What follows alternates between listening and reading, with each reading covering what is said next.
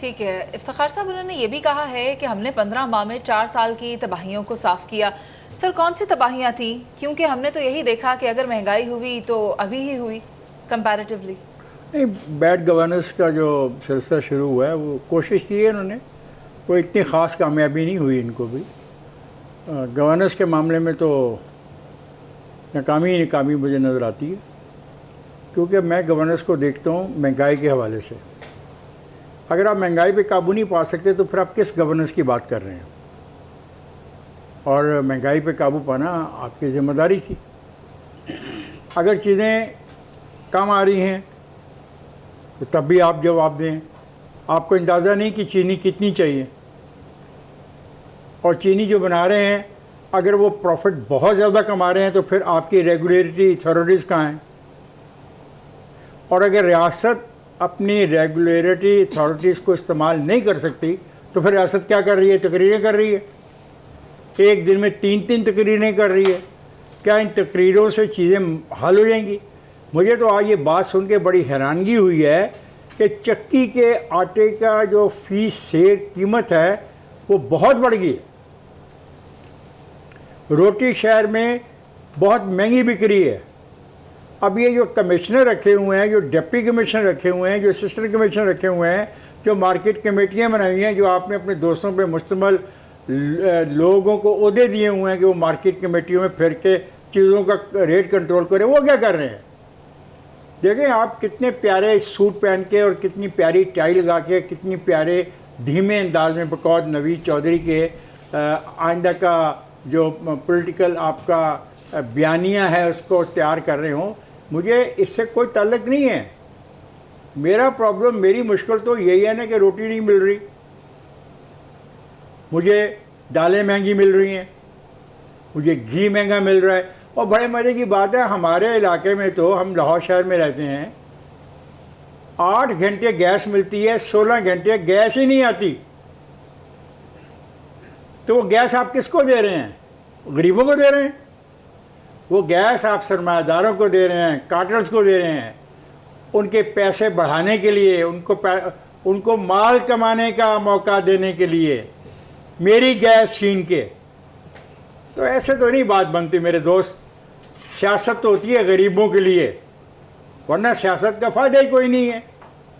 और आप मुझे तो कोई सुकून पहुँचा नहीं रहे, सहूलत पहुँचा नहीं रहे। तो ठीक है, नवीद का ये मौक़िफ़ बड़ा प्यारा है, बड़ा मुस्कुरा रहा है नवीद कि ये उनका एक नया तरीक़ा कार है प्यार से, मोहब्बत से अपने फ़लसफ़े को पेश करने का। ज़रूर पेश कीजिए, लेकिन मेरे मसाइल पर भी ज़रा गौर कर लीजिए। इफ्तिखार साहब, आप इस पर क्या कहेंगे कि अमेरिका की जानिब से ये कहा गया है कि पाकिस्तान अमेरिका या चीन के साथ जाए, इस पर अमेरिका की जानिब से कोई दबाव नहीं डाला गया, तो पाकिस्तान अपना स्ट्रैटेजिक पार्टनर का इंतखाब करने में इंडिपेंडेंट है? तो यार वो कौन हमें मशवरा देने वाला है? Who the hell is? हमें आज़ाद मुल्क हैं, इंडिपेंडेंट मुल्क। ये ऐसी बातें वो सोचता कौन है वहाँ पे? किसने ये बात की है? वो समझता है गुलाम है। Who is this man? किसने ये बयान दिया? भाई हमारी मर्जी है, हम चाइना के साथ जाएं, रूस के साथ जाएं, जापान के साथ जाएं, हिंदुस्तान के साथ जाएं, ईरान के साथ जाएं, हमारी मर्जी है। हमने अपने मफादात देखने हैं। खिते के अंदर जो चेंजेस आ रही हैं हमने उनको मद्देनज़र रखना है। अब हम ट्रेड कर रहे हैं अपने हमसाया ममालिक के साथ और बार्टर ट्रेड कर रहे हैं। कहाँ वो सोच सकता था कि बार्टर ट्रेड हम सारों के साथ करें? अब जनाब वाला ट्रक जो है बाई रोड हमारे रूस से ट्रक यहाँ पे पहुँच रहे हैं।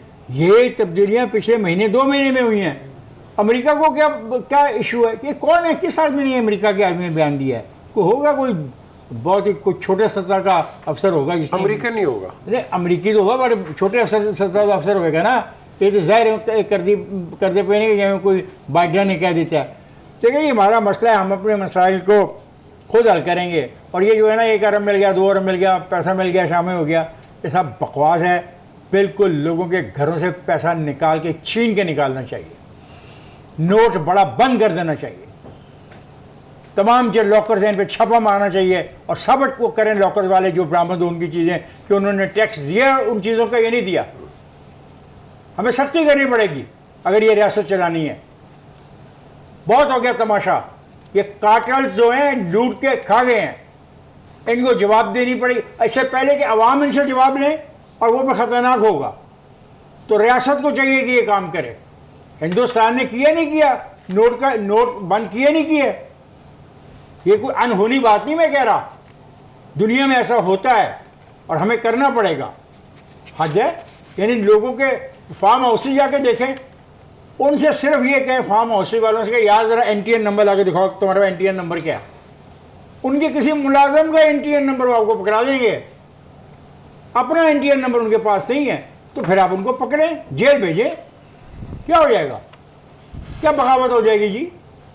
आप लोग कमज़ोर हैं, रियासत कमज़ोर है, रियासत से ज़्यादा ताकतवर ये लोग हैं जो पैसा लूट रहे हैं, लूट के खा रहे हैं, हिसाब दे नहीं रहे, अपना टैक्स दे नहीं रहे। इनसे टैक्स लेना होगा तब रियासत चलेगी, भीख मांगने से रियासत नहीं चलेगी।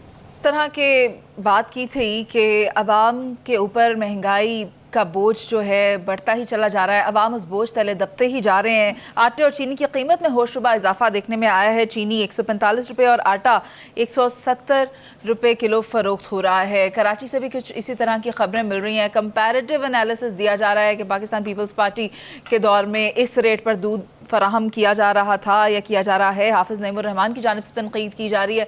आखिर ये मामलात हैं क्या? इफ्तिखार साहब, आपसे जानना चाहूँगी कि इन अशिया की कीमतों में इजाफा क्यों हो रहा है?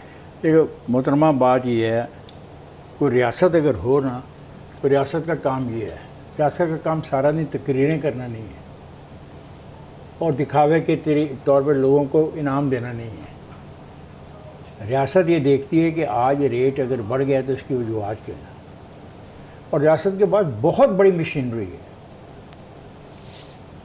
बहुत बड़ी मशीनरी। अगर आप रियासत के डॉक्यूमेंट्स देखें,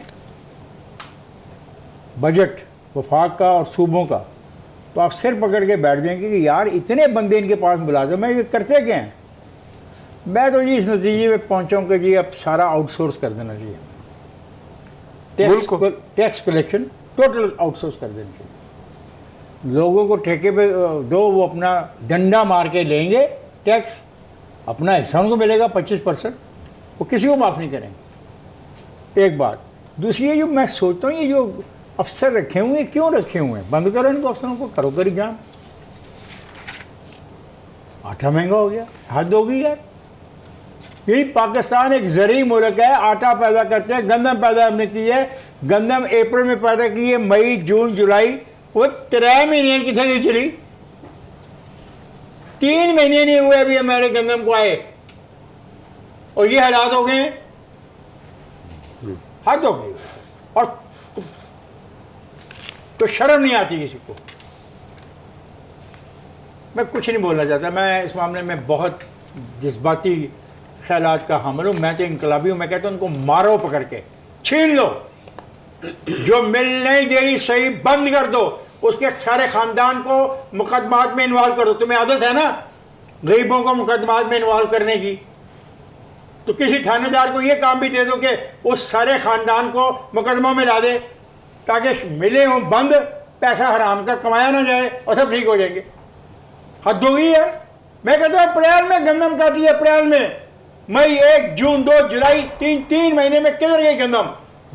तुमने बेची, तुमने स्मगल कराई, और स्मगलिंग तुमने उस इलाके से कराई जिसको तुमने फेंसिंग की उल्टी, अरबा रुपया लगाया तुमने उस फेंसिंग के ऊपर, उस फेंसिंग से गंदम चली गई। किसका कसूर है जी? मेरा कसूर है, गरीब का कसूर है। You are responsible. और चीनी की एक्सपोर्ट और चीनी की एक्सपोर्ट तुमने कैसे इजाजत दी? इसमें सूबे लड़ पड़े। वो एक सूबे ने कहा जी मुझे नहीं एक्सपोर्ट करने दी जा रही, दूसरा सूबा एक्सपोर्ट कर गया। वो पहले ये तो देखते कि तुम्हारे जो अवाम है उनके पास चीनी खरीदने की कैपेसिटी है, जो तुम एक्सपोर्ट करके इसकी कीमत बढ़ा रहे हो, वो कौन पे करेगा? ये पीजी जो है ये सरमायादारों का एजेंट है। ये हमेशा हमें मशवरा देता है कि रियासत ही उनके वाले कर दो। वाह भी वाह।